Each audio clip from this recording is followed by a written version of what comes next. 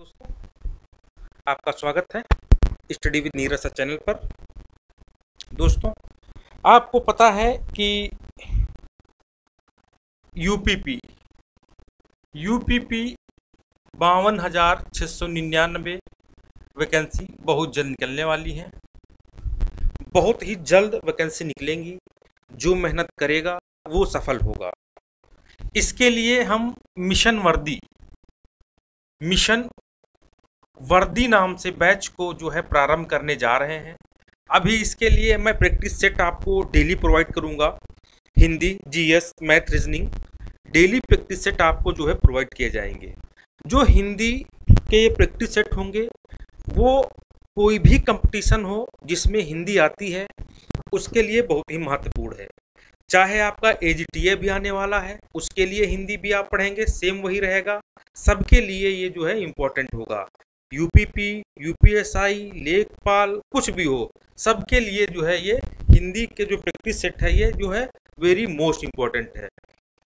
इसके पहले अगर आप हमारे चैनल पे आए हैं तो चैनल को जरूर सब्सक्राइब कर लीजिए जिससे सारे वीडियो जो है आप तक मिले। चलिए पहले प्रश्न पे हम बढ़ते हैं। देख लीजिए क्वेश्चन संख्या 1। क्वेश्चन संख्या 1 मेरे बच्चों देख लीजिए। ठीक, देखिए चा, छा, जा, झा, या का उच्चारण स्थान क्या होता है। सबसे पहले मैं एक चीज आपको बता दूं, आप स्पर्श व्यंजन के विषय में आप जानते होंगे। स्पर्श व्यंजन कितने होते हैं? 25। ठीक, कौन से ये भी देख लो। कता मुंदो, ठीक। अब का से कंठ, ता से तालु, मुंह से मूर्धा, दा से दंत और ओष्ठ से ओष्ठ। ठीक, अब देखिए कंठ से बोले जाने वाले, तालु से, मूर्धा से बोले जाने वाले, दंत से, ओष्ठ से, ये सब स्पर्श व्यंजन है। क्या है? स्पर्श व्यंजन। तो का, चा, टा, ता, पा, जो काखा, गाघा, अंगा, जो काखा गा वाली वही लाइन है वो कंठ से, चा वाली लाइन तालु से, मूर्धा वाली जो है टा से, दंत वाली ता और ओष्ठ वाली पा। अब क्या पूछा गया? चाछा। तो ये वाली लाइन की बात कर रहे हैं। चा वाली किससे बोली जाती है? ता से, तालु से। तो इसका ये राइट आंसर हो गया। एक क्वेश्चन आपको यहां से जरूर मिलेगा, चाहे कंठ से मिले, चाहे तालु से मिले, चाहे मूर्धा से मिले, चाहे दंत से मिले, चाहे ओष्ठ से मिले, एक प्रश्न आपको जरूर यहां से मेरे बच्चों मिलेगा। ध्यान रखना, दंत से बोला तो दंत वाली लाइन, मूर्धा से तो मूर्धा वाली लाइन, ओष्ठ से तो ओष्ठ वाली लाइन। समझ गए? चलिए सेकंड क्वेश्चन आते हैं, देख लीजिएगा। सेकंड क्वेश्चन, निम्न में से कौन सा वर्ण अघोष है? निम्न में से कौन सा वर्ण मेरे बच्चों अघोष है? देख लो कौन सा वर्ण अघोष है। 2 नंबर। ठीक, देखो लगा लो 2 नंबर। देखो निम्न में से कौन सा वर्ण अघोष है? तो मेरे बच्चों अघोष वर्ण और सघोष वर्ण, जो हमारे बच्चे ऑफलाइन कोचिंग किए हैं वीडियो की या अन्य जो भी पिछले साल एजीटीए की, उनको सब पता है। उनके ओंठों पे वो बिल्कुल रटा हुआ है कि अघोष वर्ण क्या होते हैं, सघोष वर्ण क्या होते हैं। तो मेरे बच्चों इसको पहचानने के लिए भी तरीके हैं। देखिए सबसे पहले आप वही उतार लो, का, कंठ, कता, मूंदो, कंठ, तालु, मूर्धा, दंत और ओष्ठ। ठीक है, अब देखिए का वाली लाइन, चा वाली लाइन, का, चा, टा, ता, पा।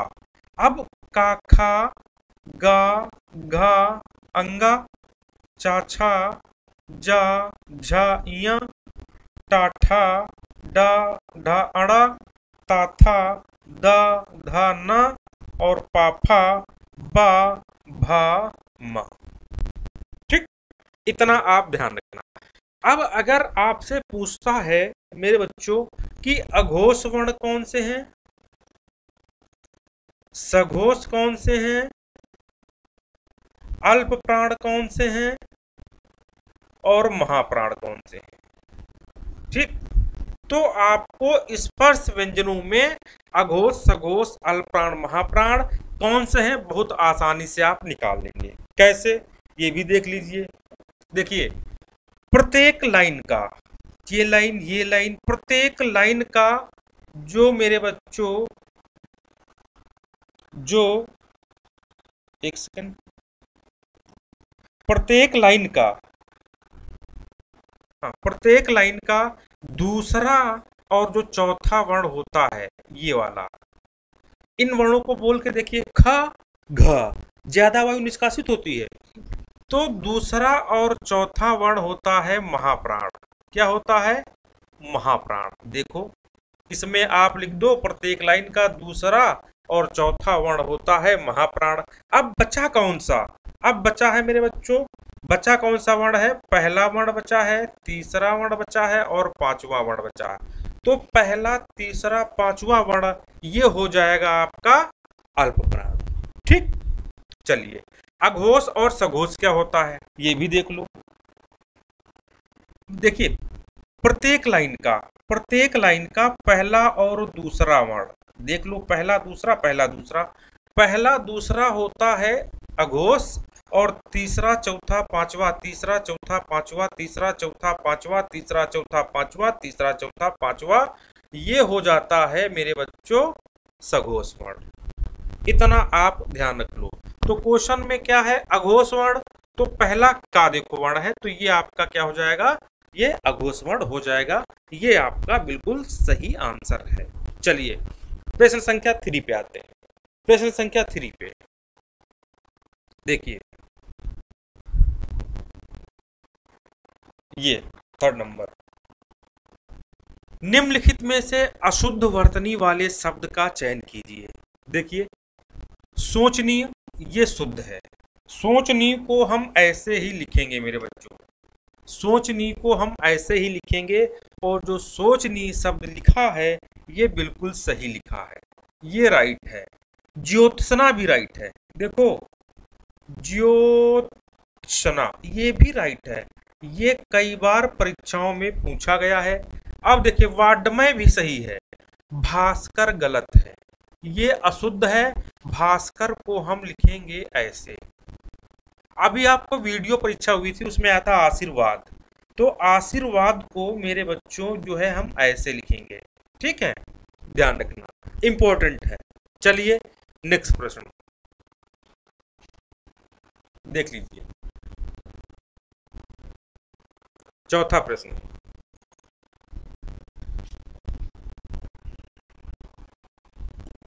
देखिए, परेशान नहीं होना है, पढ़ते जाना है। 52,699 वैकेंसी बहुत होती हैं, ठीक है, और उसमें हिंदी की वैल्यू भी बहुत होगी।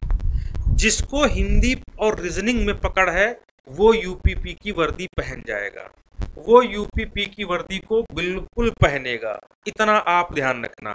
ठीक, देखिए, निम्नलिखित में से शुद्ध वर्तनी वाला शब्द कौन सा है, तो शुद्ध वर्तनी वाला शब्द मेरे बच्चों लिखा है, देख लो, हिरण ऐसे ही लिखा जाता है, हिरण्यकशिपु, ये ऐसे हिरण्यकशिपु लिखा जाता है, ध्यान रखना।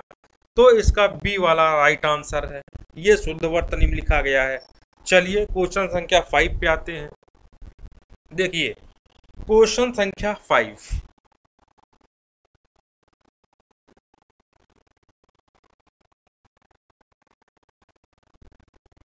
देखिए, लिखा है प्रत्यक्ष में संधि कौन सी है।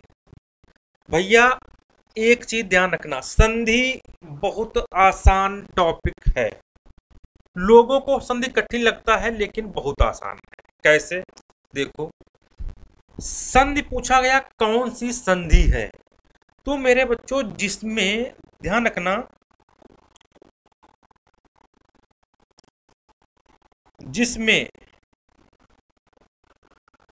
जिसमें आधा मात्रा लगा हो। क्या आधा मात्रा, जिसमें आधा मात्रा हो तो वो हो जाती है मेरे बच्चों यण संधि। कौन सी? यण संधि। आधा मात्रा, जैसे हमने कहा अत्याचार, जैसे हमने कहा अभ्युदय। ठीक, तो देखो आधा मात्रा लगा, आधा मात्रा लगा, तो आधा मात्रा जब लगा हो, ठीक है, तो हमारा यण संधि हो जाता है। डी वाला राइट ऑप्शन है। अच्छा, दीर्घ संधि में मेरे बच्चों बड़ा आ आएगा, बड़ा ई आएगा और बड़ा ओ आएगा। कैसे? जैसे दीर्घ संधि का एक क्वेश्चन हम आपको बता रहे हैं, विद्यालय। विद्यालय, देखो बड़ा आ रहा। जैसे हमने कहा महाशय, देखो बड़ा आ रहा।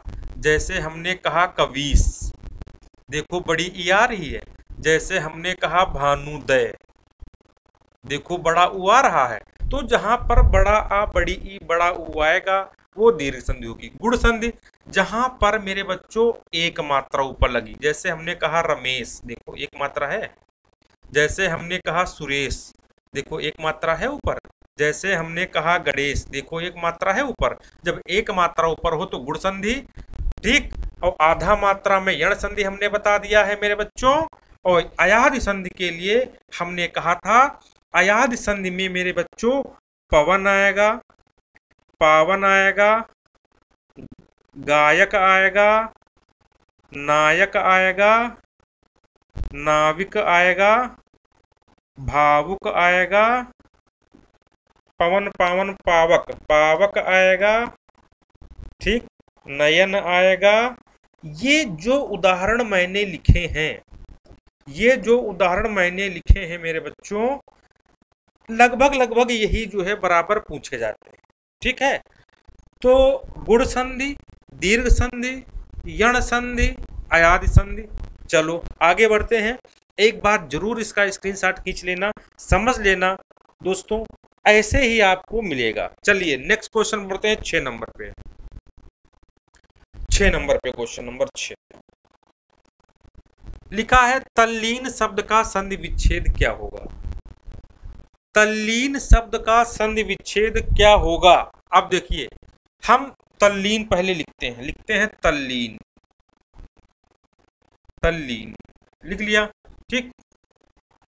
इसको तोड़ेंगे हम, इसको तोड़ेंगे तत्, तत् प्लस लीन, ठीक।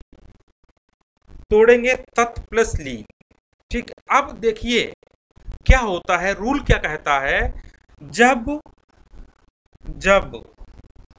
ता के बाद ला आता है, क्या ला आता है, जब ता के बाद ला आता है तो ये जो आधा ता होता है वह आधा ला, सॉरी, जो आधा ता होता है वह जो है आधा ला बन जाता है, आधा ला बन जाता है।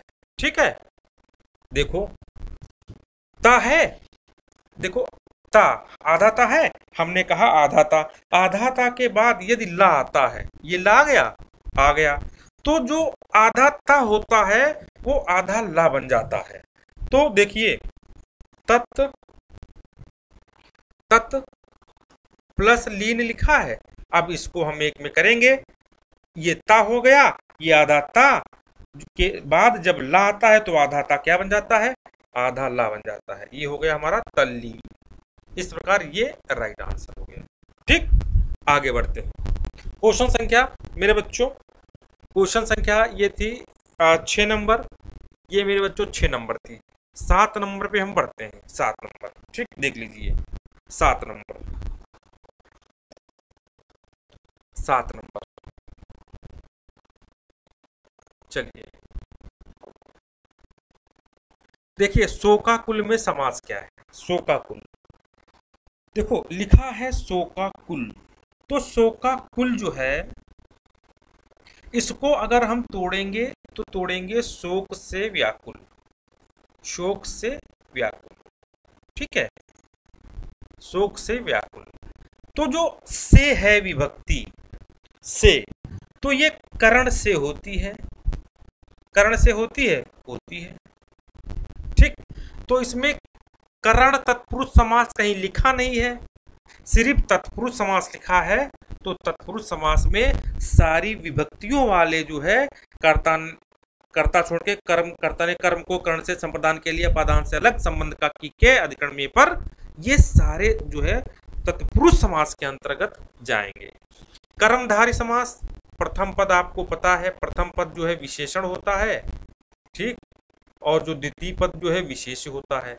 मतलब क्या है कि ये जो प्रथम पद है ये द्वितीय पद है, ये जो दूसरा पद है इसकी क्या क्वालिटी ये प्रथम पद बताएगा। जैसे हमने कहा नील गाय, तो ये प्रथम पद, ये दूसरा पद, तो गाय कैसी है, नीली है।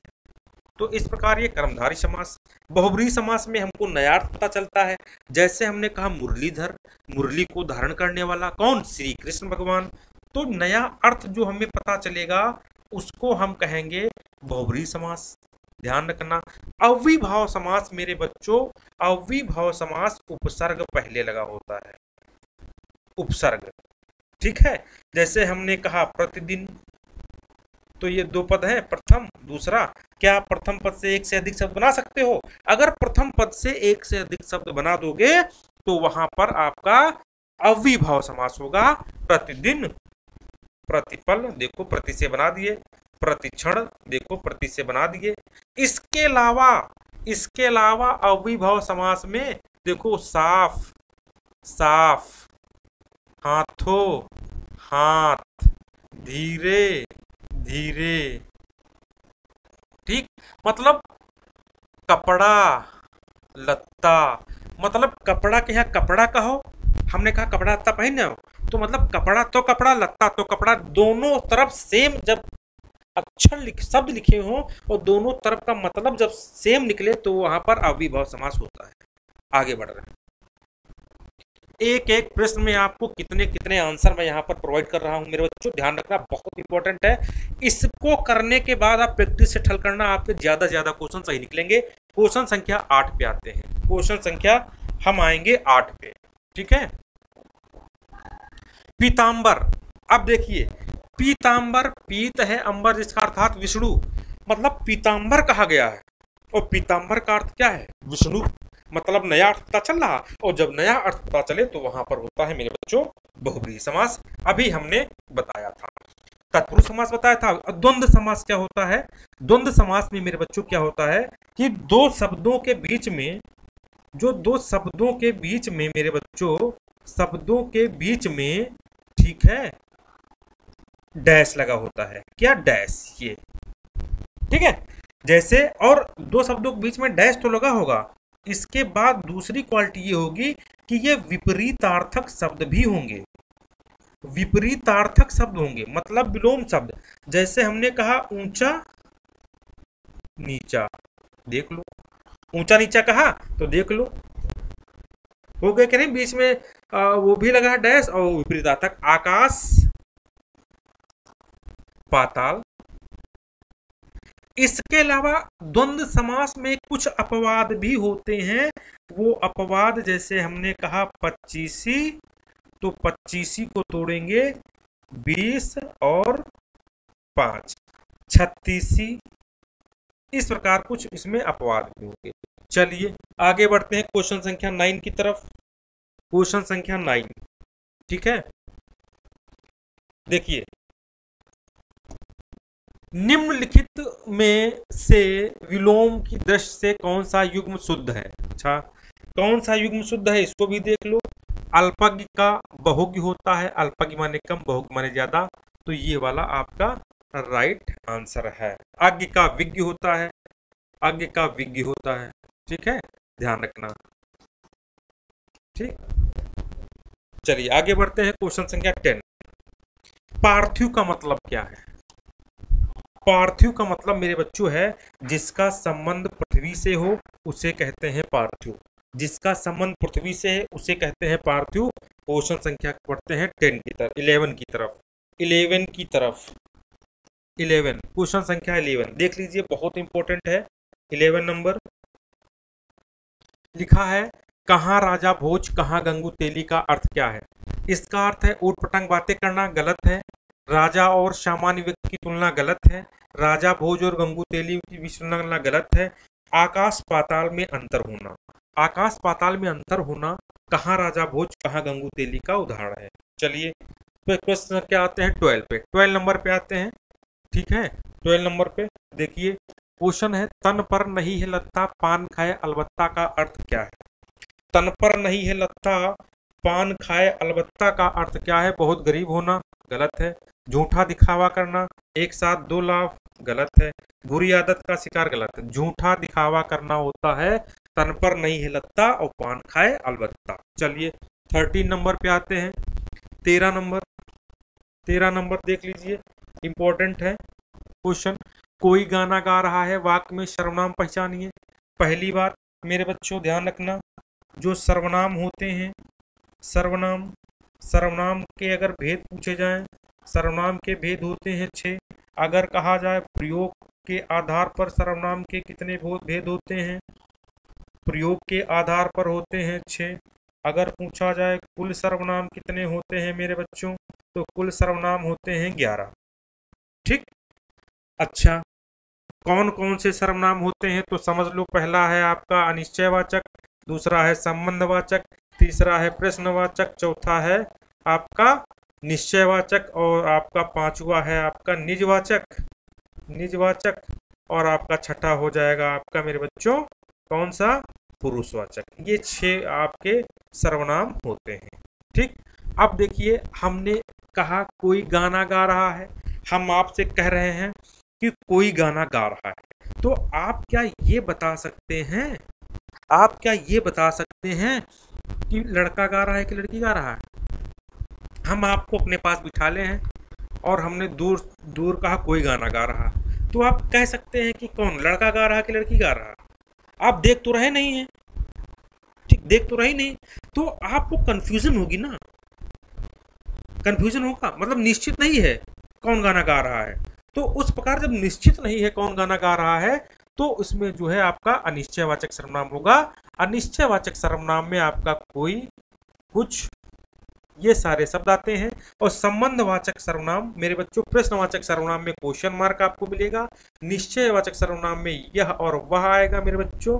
और संबंधवाचक जो सर्वनाम होगा, इसमें एक वाक्य में 2 सर्वनाम होंगे, एक वाक्य में 2 सर्वनाम होंगे और एक सर्वनाम का संबंध दूसरे सर्वनाम से होगा, और एक वाक्य में 2 सर्वनाम आएंगे, एक सर्वनाम नहीं रहेगा, और आपस में 2 सर्वनामों का संबंध होगा।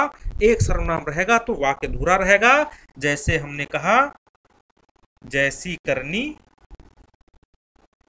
वैसी भरनी, देखो ये पहला सर्वनाम, ये दूसरा सर्वनाम, इनका आपस में संबंध है। इसको अगर हम मिटा दें, कहें जैसे करनी भरनी, तो सेंटेंस गलत हो जाएगा। इस प्रकार ये संबंधवाचक। निजवाचक में आपको पता है, आपको अपने आप आएगा, ठीक है, अपने आप आएगा, निज आएगा, स्वयं आएगा, स्वतः आएगा, ये सारे शब्द आपको निजवाचक में आपको मिलेंगे। ठीक, आगे बढ़ते हैं क्वेश्चन संख्या 14 की तरफ। देखिए 14 की तरफ, और कौन सा सर्वनाम का भेद नहीं है। अभी हमने आपको सर्वनाम के भेद बताए। देखिए पुरुषवाचक बताया, निजवाचक बताया, प्रश्नवाचक बताया, गुणवाचक नहीं बताया। ये गुणवाचक मेरे बच्चों विशेषण है। क्या है? गुणवाचक विशेषण है, विशेषण के 4 भेद होते हैं, ये भी ध्यान रखना। ठीक, चलिए आगे बढ़ते हैं क्वेश्चन संख्या 15 की तरफ। देखिए क्वेश्चन संख्या 15 क्या कह रहा है, ये भी देख लो। 15 क्या कह रहा है क्वेश्चन संख्या, देखो, माता पिता अपने बच्चों के लिए कड़ी मेहनत करते हैं। अब के लिए के नीचे अंडरलाइन है, रेखांकित शब्द का क्या अर्थ है। अच्छा, तो जो कारक होता है मेरे बच्चों, कारक होता है 8 प्रकार का होता है। तो कारक में एक होता है कारक संप्रदान के लिए, अब यही के लिए है तो ये संप्रदान कारक हो जाएगा, और कारक को हम परसर्ग भी बोलते हैं। क्या बोलते हैं? परसर्ग। तो ये वाला आपका राइट आंसर हो जाएगा। कारक के 8 भेद हैं, और संस्कृत में अगर पूछा जाता है तो संस्कृत में 6 भेद हैं, संज्ञा के 5 भेद हैं, विशेषण के 4 हैं, सर्वनाम के 6 भेद हैं। ठीक, आगे बढ़ें। चलिए क्वेश्चन संख्या 16 की बात करते हैं। 16 क्वेश्चन संख्या 16 की बात करेंगे जो कि बहुत ही इंपॉर्टेंट है। ठीक है, बहुत ही इंपॉर्टेंट है 16। ठीक, 16 की बात करेंगे, क्वेश्चन संख्या 16 की बात करेंगे। देखिए लिखा है गिलास में थोड़ा दूध है। क्या लिखा है देख लो, गिलास में थोड़ा दूध है। वाक्य में रेखांकित शब्द में विशेषण के किस भेद का अंतर्गत आएगा? विशेषण के कौन सा भेद आएगा? अच्छा चलो ठीक है, देखो विशेषण के 4 भेद हैं और चारों ये आपके सामने दिए गए हैं। चारों भेद आपके सामने दिए गए हैं। एक देखिए लिखा है गिलास में थोड़ा दूध है। गिलास में थोड़ा दूध है।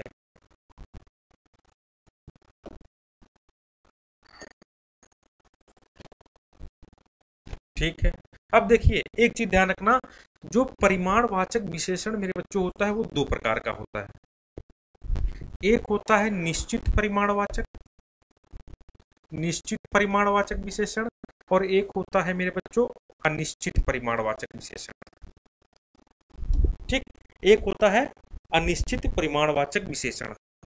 ठीक है, दिख रहा? ठीक, एक होता है निश्चित परिमाणवाचक, अनिश्चित परिमाणवाचक। ठीक, तो ध्यान रखना जो निश्चित परिमाणवाचक विशेषण होता है, निश्चित परिमाणवाचक, वो क्या होता है, इसमें मेरे बच्चों निश्चित संख्या के साथ मात्रा का बोध होता है। मतलब जैसे निश्चित संख्या के साथ मात्रा, हमने कहा निश्चित संख्या 2, मात्रा किलो आटा। ठीक है, और जो अनिश्चित परिमाणवाचक विशेषण होता है, अनिश्चित परिमाणवाचक, इसमें अनिश्चित संख्या के साथ मात्रा, जैसे हमने कहा थोड़ा आटा। थोड़ा मतलब अनिश्चित संख्या है, तो चाहे निश्चित संख्या के साथ मात्रा है, अनिश्चित संख्या के साथ मात्रा है, परिमाणवाचक होगा। तो देखो अनिश्चित संख्या के साथ मात्रा है तो परिमाणवाचक, ये आपका राइट आंसर हो जाएगा। यहाँ पे ऑप्शन हो सकता था निश्चित परिमाणवाचक, अनिश्चित परिमाणवाचक। संख्यावाचक विशेषण आपको पता है, इसी तरह स्वयं निश्चित संख्यावाचक विशेषण होता है और अनिश्चित संख्यावाचक विशेषण होता है। गुणवाचक में गुण और क्वालिटी आएंगी। संकेतवाचक विशेषण को हम सार्वनामिक विशेषण भी बोलते हैं, सार्वनामिक विशेषण। ठीक, चलिए आगे बढ़ते हैं। नेक्स्ट प्रश्न 17 नंबर। 17 नंबर देखिए,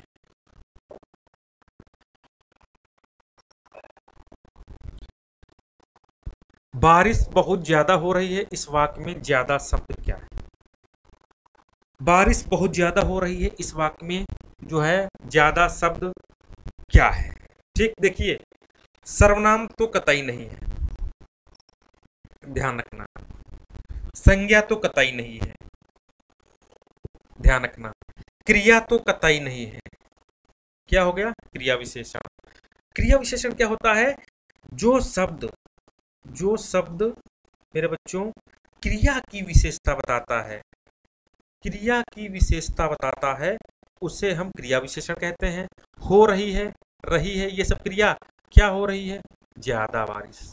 ठीक है, हाँ ये क्रिया विशेषण जाएगा। लेकिन अब अगर ये एक तरह से देखा जाए, ये ज्यादा शब्द विशेषण भी है, विशेषण भी है। अब अगर विशेषण की जो शब्द विशेषता बताते हैं बहुत, तो इस पर्पज से बहुत ये यहाँ पे क्या होता है आपका प्राविशेषण होता। बाकी इसके अनुसार आपका क्रिया विशेषण है।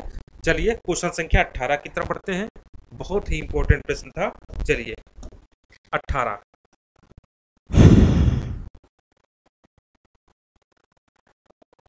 देखिए निम्नलिखित विकल्पों में से किस विकल्प का चयन कीजिए जो दिए गए वाक्य में आए क्रिया के भेद का सही विकल्प हो। देखिए योग करके वह टहलने चली गई, मतलब योग करके वह टहलने जाएगी, मतलब करके एक काम खत्म किया है। देख लो क्या हुआ है इसमें, एक काम को खत्म किया, पूरा कर लिया है, और दूसरा स्टार्ट करने वाली है, दूसरा प्रारंभ करने वाली है। जब कोई कर्ता एक कार्य को खत्म करके दूसरा कार्य करना चालू कर दे तो वहां पर मेरे बच्चों पूर्वकालिक क्रिया होती है। पूर्वकालिक क्रिया या पूर्णकालिक क्रिया इसे भी हम बोलते हैं। ठीक है। संयुक्त क्रिया मतलब जब दो क्रियाएं साथ साथ रहें, दो क्रियाएं साथ साथ हैं। क्या? साथ साथ। जैसे वह पानी पी रहा है। देखो पी भी क्रिया है, रहा भी है। जब दो क्रियाएं साथ साथ आएंगी तो संयुक्त क्रिया। नाम धातु क्रिया, हाथ से नाम धातु क्रिया बनेगी हथियाना। बात से नाम धातु क्रिया बनेगी बतियाना। लात से नाम धातु क्रिया बनेगी लतियाना। ठीक है।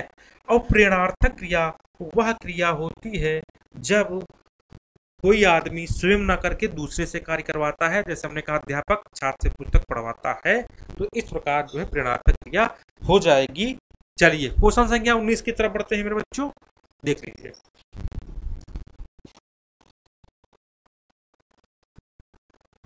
क्वेश्चन संख्या 19, क्रिया के जिस रूप से वर्तमान में क्रिया का संदेह पाया जाए, तो वर्तमान में तो संदिग्ध वर्तमान हो जाएगी, ये राइट आंसर है। चलिए आगे बढ़ते हैं।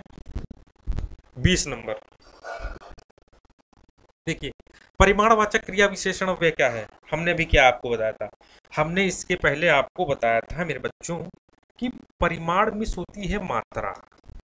ठीक है। और मात्रा चाहे ज्यादा मात्रा हो चाहे कम मात्रा हो, चाहे निश्चित मात्रा हो चाहे अनिश्चित मात्रा हो। ठीक है।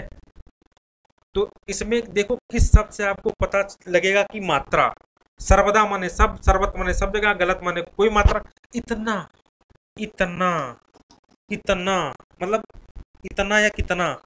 तो यहां से आपको पता चलेगा कि परिमाणवाचक क्रिया विशेषण में ये आपका इतना जो है ये अव्यय है।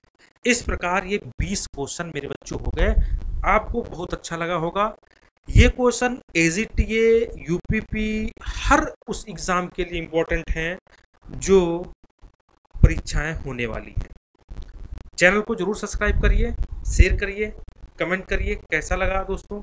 तब तक के लिए नमस्कार, धन्यवाद, बाय।